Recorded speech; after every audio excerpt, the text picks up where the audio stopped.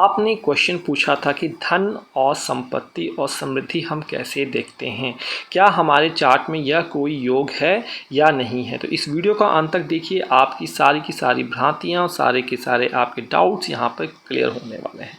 आपने यह रूल आपने D1 चार्ट्स में और आपके जितने भी डिविजनल चार्ट्स हैं खासकर D9 और D10 में ज़रूर लगाने हैं और D60 में ज़रूर लगा के देखने हैं। जितने ज़्यादा चार्ट्स में रूल अप्लाई होगा धन योग उतना ही प्रांगण होगा।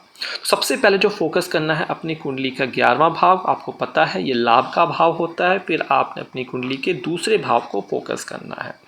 तो 11th हाउस और 2nd हाउस दोनों इंपॉर्टेंट रोल प्ले करेंगे। साथ ही साथ इंग्लिश वर्जन के लिए प्लेलिस्ट आप देखें, किसी सहायता का चाहिए डिस्क्रिप्शन बॉक्स देखिए। चैनल पर पहली बार आए हैं तो आप नोटिफिकेशन बेल सब्सक्राइब करने के बाद जरूर आप ऑन कीजिए।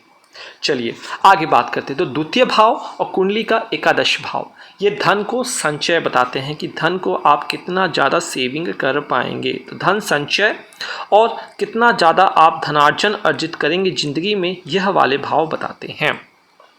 जब इनका संबंध, जब यह 11वें भाव का और दूसरे घर के मालिक का संबंध पहले घर के साथ हो जाए, एक चीज़ आपकी कुंडली के 5वें भाव से त्रिकोण भाव होता है, 9वें भाव से बहुत शुभ भाव होते हैं।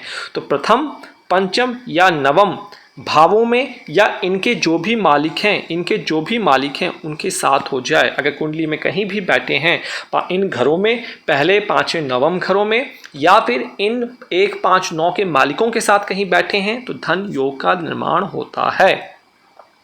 तो अगर आपका कोई भी लग्न है, लग्नेश का संबंध, अगर आपका लग्न का मालिक दूसरे घर में जाकर बैठा हुआ हो, या फिर आपका जो लग्नेश का संबंध आपके पंचमेश से हो, नवमेश से हो, या एकादश में किसी के साथ हो, तो यह एक निर्माण करेगा।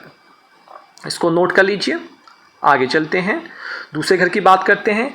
आपका जो द्वितीयेश है, एक्सटेंशन ऑफ फैमिली, वाणी अर्निंग का भाव होता है। अगर इसका संबंध, इस घर का मालिक आपकी कुंडली के 5वें भाव में हो या फिर कुंडली के 9वें भाव में हो, नोट कर लीजिए। संबंध पंचमेश से, नवमेश से या एकादश से हो तो इनकी दशा अंतर्दशा में आपको अवश्य ही फल मिलेगा, धन अर्जित अवश्य ही होगा। इसको नोट कर लिया आपने। आइए, जिस तरीके से इसको नोट किया उसी तरीके से अब आपने पंचमेश को देख लेना है, 5th हाउस को। 5th हाउस का कौन सा लॉर्ड है? पंचमेश का संबंध अगर नवमेश से बनता है तो राजयोग का भी निर्माण हुआ। पंचमेश का संबंध अगर एकादश भाव से बनता है तब भी यह आपका धन निर्माण करवाएगा, लाभ करवाएगा। इसको नोट कर लिया। उसके बाद आपने क्या करना है, नवमेश को देख लेना है। अगर आपका नवमेश तथा एकादश आपसी में कोई संबंध है, हाउस एक्सचेंज किया है, एक साथ बैठे हैं, कहीं भी कुंडली के शुभ भावों में बैठे हैं, तो यह कुंडली में धन योग का निर्माण करता है। उदाहरण मैं समझा दूं यहाँ पे। मान लीजिए यह सिंह लग्न की कुंडली है, 6 7 8 इस तरीके से कुछ नंबर लिखे होंगे इन चार्ट्स में। चलिए अब देखिए 3 नंबर है तो इसका मालिक कौन हुआ? बुध हो गया, नोट कर लीजिए इसे। 5 6 तो इसका मालिक भी बुध हो गया। ठीक है जी। 8 9 यहाँ पे बृहस्पति मालिक हुए और यहाँ पे आपके मंगलदेव मालिक हो गए।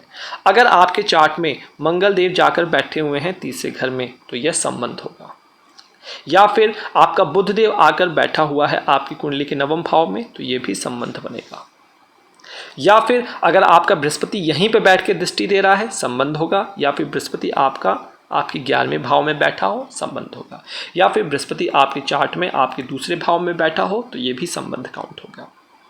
उसके बाद या फिर बुध आपके 5वें भाव में बैठा हो, बुध आपके 9वें भाव में बैठा हो तो भी यह एक तरीके का धन योग का निर्माण करेगा।